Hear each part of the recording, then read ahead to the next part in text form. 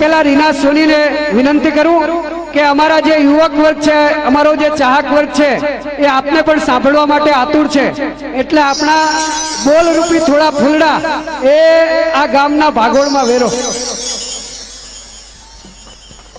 આવેલા તમામ દર્શકોનું હું ખૂબ ખૂબ આભાર માનું છું અને ખાસ તમારી માટે એક શાયરી કહી દઉં. મમતા સોની જે મારી નાની બહેન છે અને એમને તમે બધા ઓળખો છો, એકવાર પીયુને મળવા આવજે, એની હિરોઈન.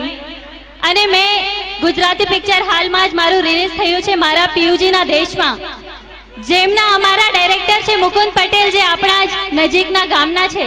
તો એટલે ખાસ તમે તમારા બધા માટે એક શાયરી કહી દઉં.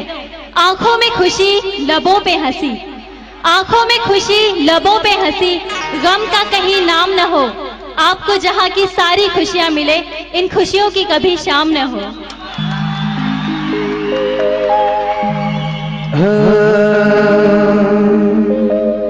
કેમ કરી ભૂલા સોરી તને કેમ કરી ભૂલા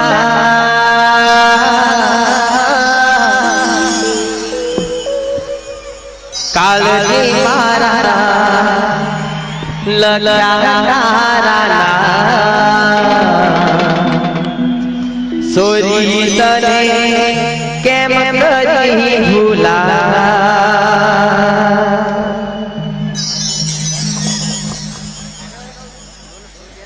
सपना